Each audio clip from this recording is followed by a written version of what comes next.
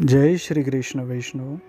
श्री हरिरायजी रचित सहस्त्र श्लोकी सेवा भावनाમાં ઠાકોરજી ગાયો લઈને જ્યારે ગોકુલ પધાર્યા ત્યારે યશોદાજી પૂછે છે કે લાલ, વનમાં તે કઈ કઈ ક્રીડા કરી? તેનો પ્રત્યુત્તર ઠાકોરજી હવે આપે છે. પ્રભુએ માતાને ઉત્તર આપ્યો તે હરિરાયજી 10 શ્લોકથી કહે છે. હે માં, મેં કરેલી ક્રીડા હવે મને યાદ આવતી નથી, પણ ક્રીડા કરવાનો મારો મનોરથ સારી રીતે પૂર્ણ થયો. જગતમાં જેટલા પ્રકારની ક્રીડા છે તે સર્વે મેં વનમાં કરી છે, અને સર્વ ગાયો તાત નંદના જ વનમાં ચરાવી છે. હે માં, ગર્દભ દૈત્ય પોતાની જાતિવાળાઓ સાથે આવ્યો, તેને અમે એક ક્ષણમાં મારી નાખ્યો અને તાલવનને કલ્યાણકારક બનાવ્યું. વિલાસ કરવાને બાળકોએ ભૂમિ પર ફળ પાડ્યા, તે ફળ તેઓએ ખાધા. હાથથી ઊંચે ફેંકવા વગેરેથી વનમાં ક્રીડા કરી. મને વન બહુ રૂચે છે, બાળકોની સાથે ક્રીડા કરવી પણ બહુ ગમે છે. હે માં, મારે માટે વ્રજના વૃક્ષો પણ દરરોજ તપ કરે છે. હરણીઓના ટોળા વિરહાતુર થઈને મારી વાટ જુએ છે. મારા મુખથી કરેલો વેણુનાદ સાંભળવાને, મારા દર્શન કરવાને ઉત્સુક થઈ જાય છે. હે માં, આખું વ્રજ મારે માટે જ છે એમ મને લાગ્યા કરે છે. જ્યાં હું ન જાઉં તે સ્થળ વૃથા થઈ જાય છે. વ્રજરાજનો પુત્ર હું નિર્ભય શા માટે ન હોઉં? કંસે મોકલેલા દૈત્યના બાળકો મારી આગળ શું હિસાબમાં?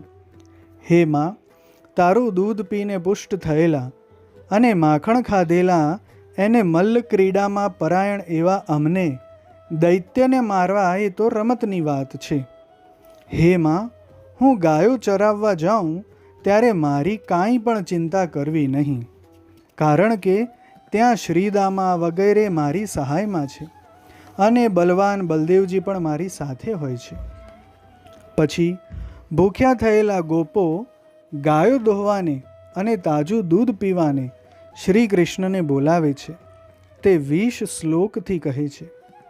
પછી ભૂખ્યા થયેલા તરત દોહેલું દૂધ પીવાની ઈચ્છાવાળા ગોપો વનમાં ખેલનું ગાન કરતા દોડતા આવી પહોંચ્યા.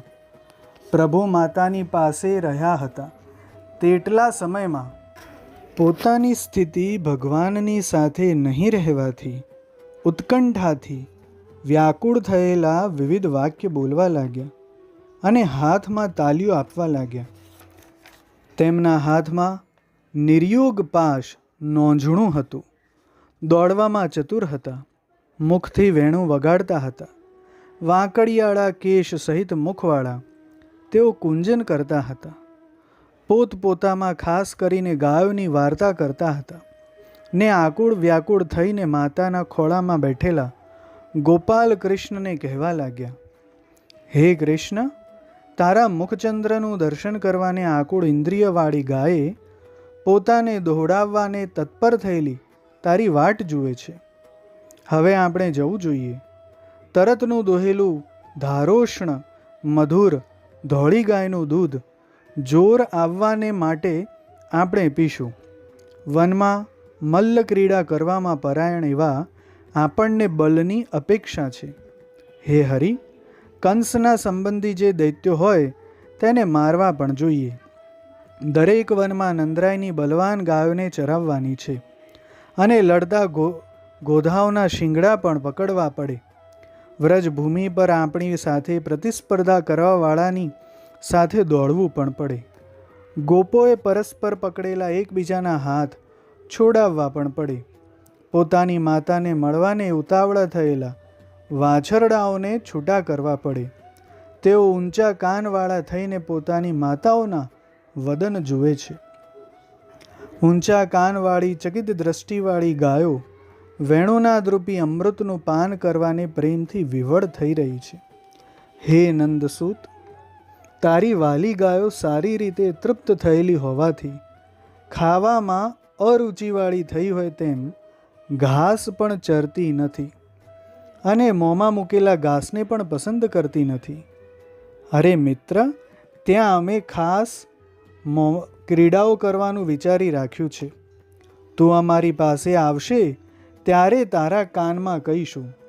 મંથન કરવાથી થયેલું દૂધનું ફીણ ત્યાં આપણે પીશું.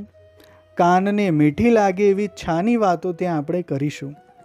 સોનાના પાત્રમાં કાઢેલું દૂધ સિતકાર સહિત પીશું.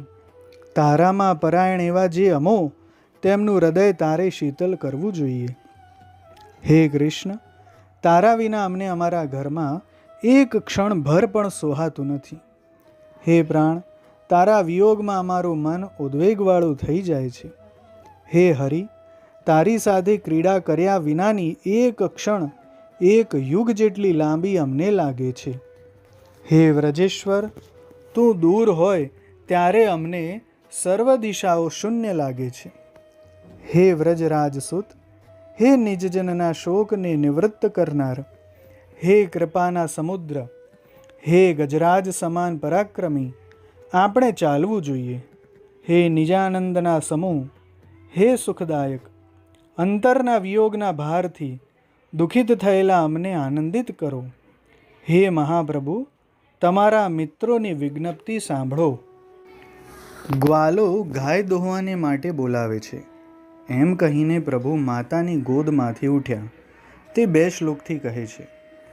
ગોપોના વાક્યો સાંભળીને ક્રીડાથી ચલાયમાન મનવાળા પ્રભુ માતાનું મુખ કમલ જોતા માતાના ખોળામાંથી એકદમ ઉઠ્યા.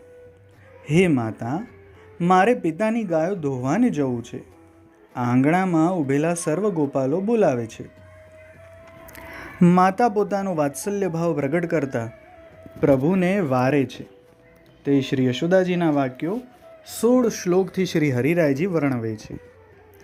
ત્યારે પોતાના આનંદનિધિ સુતને શ્રી યશોદાજીએ કહ્યું કે, હે પુત્ર, ગોપાલો ઊભા છે, તે બધી તરફથી ગાયોને દોહશે. આપણા વ્રજમાં રહેલી ગાયો તીક્ષ્ણ શિંગડાવાળી હોય છે. હે વ્રજપ્રિયા, હે હરિ, હે કૃષ્ણ, તારી જ સંભાળમાં પરાયણ મારું મન કંપે છે. બહુ દિવસે એકઠા થયેલા પુણ્યથી તું પ્રાપ્ત થયો છે. હે ગોપકુલ ભૂષણ, મારું ધન અને પ્રાણ તારે જ આધીન છે. હે સુત, મહાત્મા પુરુષે ઘણીવાર આજ સુધી મારી રક્ષા કરી છે. પૂતનાનો નાશ કરીને, શકટનો ભંગ કરીને, તૃણાવર્તનો નાશ કરીને, ગુપ્ત રીતિએ દ્વિજાતિનો નામકરણ સંસ્કાર કરીને, યમલાર્જુનને પાડી નાખીને, ધેનુકાસુરનો સંહાર કરીને અને બકાસુરને મારી નાખીને, કાલિય સર્પના વિષવાળા યમુનાના જલમાં પ્રવેશ કરીને, વ્રજજનને ભસ્મ કરવાને આવેલા દાવાનલનું પાન કરીને, મુંજાટવીમાં પેઠેલી પોતાની ગાયોને દાવાનલના દાહથી બચાવીને, અઘાસુરના પહોળા કરેલા મુખની ગુફામાં અંદર પ્રવેશ કરીને, સુદર્શન સર્પના ગ્રાસમાંથી વૃષભાસુરને મારીને રક્ષા કરી છે. હે તાત, અત્યંત દુઃખી થયેલી હું કંસ આદિ શત્રુના રોષથી બીવું છું. બહુ જ કષ્ટથી પ્રાપ્ત થયેલી પ્રજામાં તું એક જ છે. તેથી હું બીજાનો વિશ્વાસ કેવી રીતે કરું? માટે તું મારી આંખોથી એક ક્ષણ પણ દૂર ના જા. ગોપ બાલકોને બોલાવીને, હે પુત્ર, આંગણામાં રમ. હે અંગ, મને પણ પુત્રની ક્રીડા જોવાનું દુર્લભ સુખ મળશે. હે લલિત આકૃતિવાળા, તારા વિના મને કેમ રૂચે?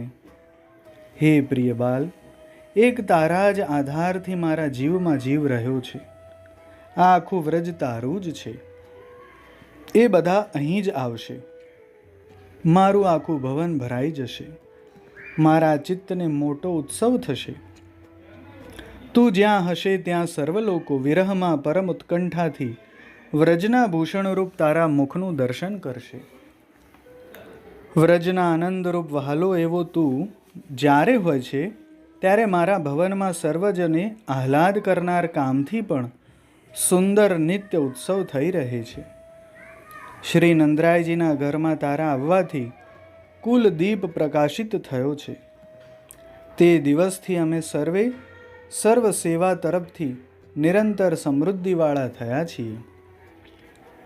અમારું જે જે કલ્યાણ થયું તે તારા વ્રજમાં આવવાથી જ થયું છે. તેથી હે હરિ, અમારું ઐહિક અને પારલૌકિક સર્વસ્વ તું જ છે. માતાના આવા વચન સાંભળીને પ્રભુ પોતાનું નિડરપણું બતાવે છે અને માતાની આજ્ઞા લઈને ખીરકમાં જવા નીકળ્યા. તેનું વર્ણન 7 શ્લોકથી હરિરાયજી કરે છે. માતાના વચન સાંભળીને હરિ ઉત્તર દેવા આવ્યા. હે માં, અમે તો ગોકુલની જગ્યાઓમાં ક્રીડા કરવાવાળા છીએ. અમારા વ્રજમાં અમારા પિતા વ્રજપતિ છે, તો વ્રજનો ભય શાનો? જે અસુરો વ્રજજનનો દ્રોહ કરે છે તેમનો એની મેળે જ નાશ થઈ જાય છે. અમે દૂર નહીં જઈએ. સંધ્યાકાલે ગાયો ખીરકમાં આવશે, ત્યારે એમની જોડે પાછા આવીશું. ત્યારે ખીરકમાં ગોપ લોકો ભરાઈ જશે. તે વખતે અમે અહીંયા ખેલીશું. હે માં, અમારી વાલી ગાયો જો કે પોતે તીક્ષ્ણ શિંગડાવાળી છે, તો પણ તે સારી ગાયો છે. વ્રજજનોને જોઈને કોઈને મારતી નથી. હે માં, તારે મારે વિશે જરા પણ ચિંતા કરવી નહીં. હું વ્રજને છોડીને બીજા કોઈ પણ સ્થળમાં કદી જવાનો નથી. વ્રજ મારું છે, હું એને એક ક્ષણ પણ છોડી શકું તેમ નથી. હે માં, વ્રજ મને બહુ વહાલું છે અને વ્રજને પણ હું જ પ્રિય છું. એમ કહીને યશોદાની રજા લઈને પ્રભુ ચાલ્યા. ત્યારે માતાએ બંને હાથથી ગાલ પકડીને ચુંબન ગોપથી વીંટળાયેલા પ્રભુ ખીરકમાં પધારીને ગોદોહનનો ઉદ્યોગ કરીને ગાયોને દોહે છે. તેનું વર્ણન 17 શ્લોકથી હરિરાયજી કરે છે. ભ્રમર કમલોથી વીંટળાયેલા તેમ સાથે આવેલા ગોપોથી વીંટળાયેલા કૃપા કરવાવાળા પ્રભુ હાથમાં વેણું અને લકુટી લઈને ચાલ્યા. હાથમાં લોમણા દોરણું લઈને ગોપ વેશવાળા કૃપાનિધિ ભગવાન મસ્તક ઉપર પટકું લપેટીને પિતાંબર કટી પર બાંધીને ચરણના નુપુરનો રણકાર કરતા ગોપના ટોળાની સાથે નૃત્ય કરતા મધુર વેણું વગાડતા રામની સાથે ખીરકમાં આવ્યા. પછી ગોપોથી વીંટળાયેલા વાછરડાઓના સ્થાનમાં આવ્યા. કમલનયન પ્રભુએ પોતાના હાથથી દરવાજો ઉઘાડ્યો. પછી પોતાની માતાઓની પાસે જવાનું જેને ગમે છે એવા વાછરડાઓ ઊંચા કાન કરીને ચકિત થયેલા નેત્રવાળા ખીરકમાં દોડ્યા. સવારથી તે સંધ્યા પર્યંત માતાના વિયોગવાળા ભૂખ્યા થયેલા વારંવાર કૂદતા કૂદતા માતાઓની પાસે ગયા. માતાઓના આંચળને ગ્રહણ કર્યા. એવા વાછરડાઓની કૃપાથી ભરપૂર ગોપવેશથી સુશોભિત પ્રભુએ જોયા અને મુખથી વેણુના છિદ્રમાં સુધા પૂરતા વેણું વગાડવા લાગ્યા. જમણા હાથમાં પોતે પિતાંબર ધર્યું છે તથા ડાબા હાથમાં દોહણી લીધી છે. ખાંદ ઉપર દોડું ધર્યું. મંદ, મધ્યમ, તીવ્ર એમ 3 પ્રકારના નાદથી વેણું વગાડીને વ્રજભક્તને બોલાવતા. વળી ગાયોના નામ લઈને તેમની ગતિ રોકી દેતા. વૃક્ષમાંથી મધુધારાઓ સર્જાવતા અને ફૂલ તથા ફલોરૂપ રોમાંચ ઉત્પાદન કરતા. નદીની ગતિ અટકાવતા. જલમાં કમલોને સારી રીતે ખીલાવતા. તરંગો ઉત્પન્ન કરતા. સર્વ ગાયોને કાન ઊંચા કરીને સ્તબ્ધ કરતા ભગવાન પધાર્યા. હરિ ધીમે ધીમે ચરણ ધરતા ચરણમાં નુપુરનો અવાજ ન થાય એમ ચાલતા. ગાયોના નામ લેતા દોહવાનો ઉદ્યમ કરવા લાગ્યા. આમ તેમથી આવેલા વ્રજજનને જોતા અંતઃકરણમાં ઉત્સાહવાળા થયેલા પ્રભુ તેમનામાં ઉત્પન્ન થતા ભાવથી વિશેષ પ્રકારે ભાવિત થયા. રાત્રિ દિવસ પોતાના મુખને જોઈને તેના આનંદથી આનંદિત થયેલા વ્રજભક્તોના મુખોને પ્રભુ વારંવાર જોવા લાગ્યા. ગોપકુલ પાલક ભગવાન ગાયોની પાસે શોભા આપતી વાંકી ગતિથી લોમનાથી શોભાને માટે વાછરડાને બાંધવા લાગ્યા. અર્ધા ઊંચા એવી સ્થિતિમાં રહીને દોહણીને 2 જાંગની વચમાં પકડીને પોતાની મેળે જ સ્તનમાંથી દૂધ ઝરતી ઉત્કંઠિત ગાયને દોહવા લાગ્યા. વ્રજનાથની આવી અવસ્થા જોવાને ઉત્સાહવાળા સ્વામિનીઓ પોતપોતાના ઘરમાંથી આવી પહોંચ્યા અને ત્યાં ચિત્રપ્રાય થઈને ઊભા રહ્યા. હવે પછીની લીલાના દર્શન આગળના વિડીયોમાં કરીશું. જય શ્રી કૃષ્ણ.